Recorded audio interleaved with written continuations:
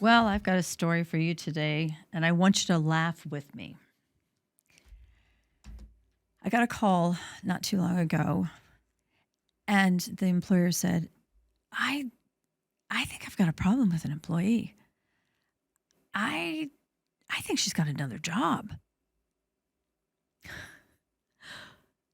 And I thought to myself, huh, I don't think this is an uncommon question. In fact, I think this is probably what most of companies employing out of state workers, remote workers, I think this is probably a question they've questioned, kind of questioned themselves on is, do I really know what my remote worker is doing? My name is Pandy. And for those of you who don't know me, I've been in human resources for over 40 years. And, there are times when people look at me and go, oh, well, you've seen everything. No, no. I can be surprised. I haven't seen or experienced everything. And this particular story is just an example of that. We got together, that employer and I said, okay, talk to me. Tell me what's going on and why you're worried about this, because he has the majority of his workers are remote, and the majority, I would say, probably 60% of them are out of state. So he doesn't see them all the time. He doesn't know what they're doing all the time. But this was a little different. I said, okay, so why are you questioning this? And he said, well, it's interesting. Her director got a hold of me and said but they set a meeting time and she's not showing up. She literally just blows them off. And when they ask to reschedule, or when another member of the team tries to schedule a time with her, she's too busy. Can't seem to find a time to fit in for them. I said, well, that's odd, because was it, how long has this been going on? And he said, well, I'm not really sure. Let me get some more details. I said, well, let's go a little deeper. Let's go a little deeper. Also find out what projects she's been responsible for. Find out how responsive and the milestones, how good has she been in getting the work done on time. And it wouldn't hurt to just contact the clients that she's working with and find out if they're happy. Let's see what feedback they've got on her. And let me just say this, though, the response time was absolutely almost instantaneous. He got back with me and said, okay, now you got my wheels spinning. I went even deeper than your recommendations. He actually got with the director and said, let's talk about the projects that she's working on. How productive has she been? And in reviewing the numbers, they found out that she had only been 10% productive. So she had only been putting in that she was working like maybe 10% of the day. And this is a 100% billable person. This is somebody who should be working, at least the majority, 90% of her time on these projects. And yet no one had seemed to have caught it. And everyone else seemed to be making up for her lack of presence, whether it's physical or whether it was work produced. The work was getting done, but it wasn't getting done by her. So I said, well, this is interesting. How long has that been going on? And they went back through the records and found out that this individual had not been working 100%, not even the majority of her time, for over 9 months. Now, you're thinking the same thing I'm thinking. You mean we were paying her negotiated rate, and she was only producing 10% for us, and we weren't catching this? So we went a little further, and I said, okay, yes, it smells like a fish. Yes, we have a problem here. And so they went through her emails. They went back through to try to figure out why, what she was doing with her time. And what they found was that she was corresponding Yes, yes, yes. With her work email, she was corresponding with clients or companies, I should say, companies that weren't even their clients. And then all of a sudden we started finding emails of her previous employer. Do you see where this is going? The meeting with this individual went so much smoother than I expected. I mean, I was totally expecting complete denial and a lot of backtracking, and yet she didn't. She was so open once she realized we had her pinned against the wall to say, well, we have your emails. So tell us why you're emailing your previous employer. Tell us why you're emailing and making comments with companies that we don't even engage with, but we could. They absolutely could be our clients. And it looks very much like they're your clients. And she threw her cards on the table and said, well, you know what? You weren't keeping me busy enough. I had to find work somewhere. So if you're willing to continue paying me, I just went back to my previous employer and he said, yeah, here, you can work on this and work on this. And the woman had been working for one of our competitors and us at the same time for 9 months. Ladies and gentlemen, you don't deserve that. And that's worst case scenario. But what I found out in prepping for this show is that this is so much more prevalent and yet preventable. And that's what I want to talk about. There are things that you can do. There are things that you have the right as an employer to do to be assured that when you're paying somebody, they're 100% yours. They are focused on you. They're focused on your clients. They're earning every dime you pay.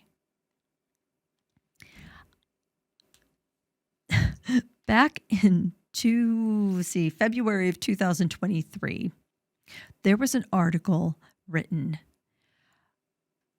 and posted on overemployed.com. Now, I am not making this up. If you've got a little bit of time, look this up. Overemployed.com. And the article was actually 18 attributes of an effective liar. I'm serious. I can't make this up. This article and several others that I went through were actually instructions posted on the internet on how to deceive an employer.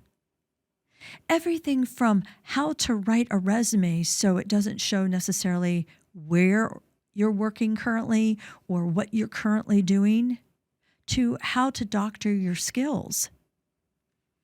It was helping you understand how to manipulate your time and conversation so not to stumble and give yourself away.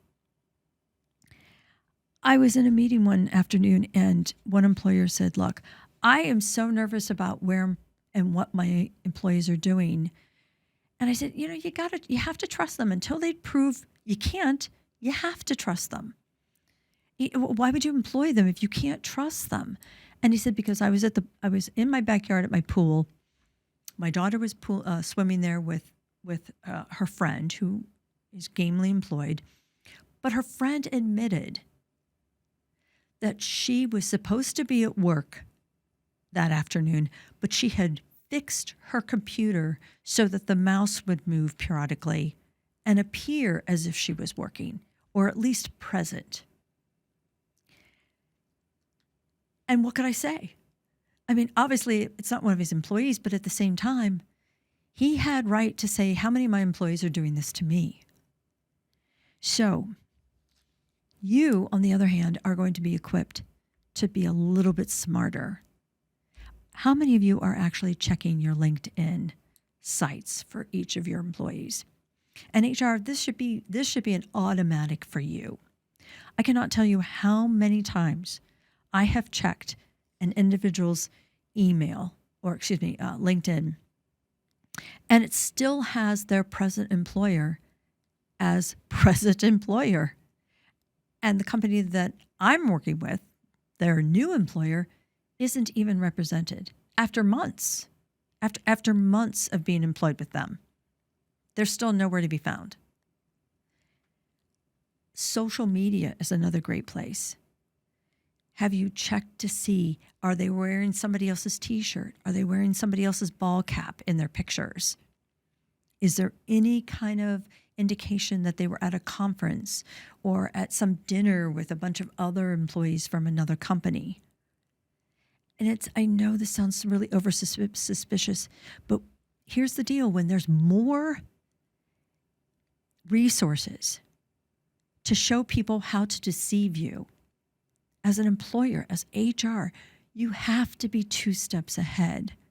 And you have the right to just be assured that they're truly your employee and that they're not working behind your back or with another company. So if they're not showing up for meetings, if they're making excuses, if they're backing out of particular meetings. I remember one gentleman, my client actually bought his company out. It wasn't a merge. They completely absorbed all the employees, and his name completely went away. The company was dissolved. And yet, on the signature line of his emails, he left his company name, his /president title, and the website. And I went to the owner of the company and said, wait.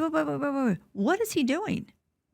Why is he corresponding with your clients under the premise that he's your employee and your representative, and yet his signature line has all this other information, which is really supposed to be gone. It's non-existent anymore. And he said, well, I've talked to him about that. And he says it's just really hard to change that. And I get it. He owned his own company for so long. I said, no, wrong. No. The longer you enable that, the longer you tolerate that, there's no reason for him to change. So you're literally asking him to deceive your clients, and you're permitting this bad behavior. He works for you now. You have the right to require that he speak on your behalf with your company name and only to your clients under your company name. Look, if you are under any kind of thought that people aren't lying on their resumes or that people aren't telling you things that they want you to hear, please wake up. It's not happening every day. It really is not happening every day. But it's happening. And I just want you to feel empowered to be able to call them on it.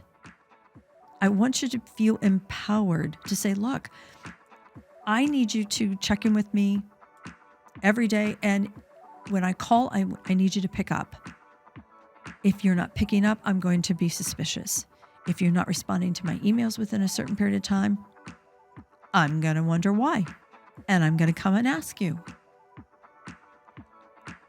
Don't lower your standards for your out-of-state remote workers